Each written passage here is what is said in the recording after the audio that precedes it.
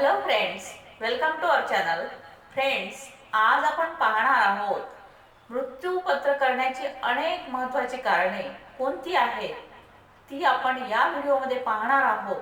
तर friends, video पूर्ण बघा, लाईक कमेंट शेअर करा आणि सबस्क्राईब करायला अजिबात विसरू नका. तर चला पाहूया आपण मृत्यूपत्र करण्याची कारणे. तर आपण कायद्यामध्ये नमूद केलेल्या अनेक तरतुदींचा फार कमी वेळा गांभीर्याने मीन्स सिरियसली विचार करतो. अनेक जण ही तरतूद आपल्यासाठी नाहीच अशी पक्की धारणा मनात बाळगून जगत असतात. पण जेव्हा या तरतुदीचं महत्त्व समजतं तेव्हा मात्र त्याबद्दल सिरियसली विचार केला जातो की मृत्यूपत्र म्हणजेच इच्छापत्र, विल हे कायद्याने दिलेलं एक प्रत्येकासाठी वरदान आहे. याचं महत्त्व प्रत्येकाने समजून घेतलं तर आपल्या कायद्यामधील ही तरतूद प्रत्येकासाठी चांगली आहे, प्रत्येकासाठी फायद्याची आहे याची खात्री पटेल. मृत्यूपत्र म्हणजेच विल हे कायदेशीर कागदपत्र आहे, मीन्स लीगल डॉक्युमेंट आहे. यामध्ये व्यक्तीने आपल्या मृत्यूपश्चात आपल्या मालमत्तेचा अथवा आपल्या अल्पवयीन मुलांचा ताबा कोणाकडे द्यायचा याविषयीची तरतूद नमूद करून ठेवलेली असते. आता अनेकांच्या मनात येणारे प्रश्न म्हणजे मृत्यूपत्र करण्याची खरंच आवश्यकता आहे का आपल्याला? मृत्यूपत्राचा नक्की उपयोग काय आहे? तसंच अनेकांचा असा गैरसमज आहे की मृत्यूपत्र हे फक्त उद्योगपती किंवा श्रीमंत लोकच करतात, आपल्या सर्वसामान्यांसाठी ही गोष्ट नाही. परंतु खरं तर प्रत्येक माणसाला त्याच्या मालमत्तेचं मृत्यूपश्चात वर्गीकरण करण्याचा अधिकार आहे.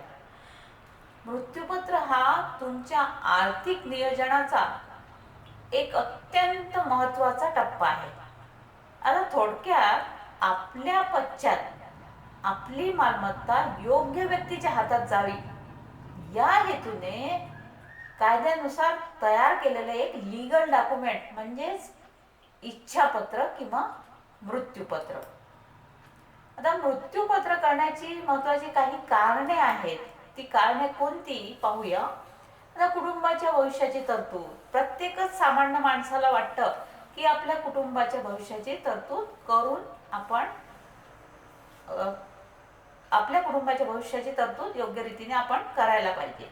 आता सर्वसामान्य व्यक्ती आर्थिक नियोजन करताना सर्वात आधी आपल्या कुटुंबियांचा, त्यांच्या सुरक्षिततेचा विचार करत असतो. आता मृत्यूपत्र हे तुमच्या आर्थिक नियोजनाचा एक अत्यंत महत्त्वाचा टप्पा आहे.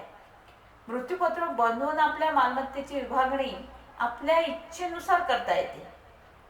कुटुंबातील व्यक्तीच्या गरजा लक्षात घेऊन त्यानुसार मालमत्तेचं वाटप मृत्यूपत्रात करता येणे सहज शक्य आहे. तसेच कुटुंबातील काही व्यक्तींना तुमच्या मालमत्तेतून तुम्ही तुमच्या इच्छेनुसार काढून टाकू शकता किंवा बेदखलही करू शकता. आता मृत्यूपत्रातील रीतसर विभागणीमुळे भविष्यातील अनेक वादही टाळू शकतात. जसे की मृत्यूपत्रामुळे तुम्ही कुटुंबातील सदस्यांनाही तुमच्या पश्चात येणाऱ्या अडचणींपासून सुरक्षित करू शकता. याशिवाय जेव्हा व्यक्ती मृत्यूपत्र करून ठेवते तेव्हा त्या व्यक्तीच्या मृत्यूपश्चात संपत्तीचे वाटप हे इंडियन सक्सेशन ॲक्ट 1925 म्हणजेच भारतीय वारसा कायदा 1925 मधील तरतुदीनुसार केले जाते. आता करदायित्व म्हणजेच टॅक्स लायबिलिटी. टॅक्सच्या दृष्टिकोनातून विचार केल्यास ज्या मालमत्तेसाठी मृत्यूपत्र झालेले आहेत अशा मालमत्तेची टॅक्स लायबिलिटी म्हणजेच करदायित्व तुलनेने कमी असते. आता मालमत्तेचे दान. अनेकांना सामाजिक कार्याची आवड असते. काही व्यक्तीच्या बाबतीत कौटुंबिक जबाबदारीमुळे अथवा अन्य कारणांमुळे ही इच्छा मनातच राहिलेली असते. अशा वेळी मृत्यूपत्राद्वारे संपूर्ण मालमत्ता अथवा मालमत्तेचा काही भाग दान करता येतो.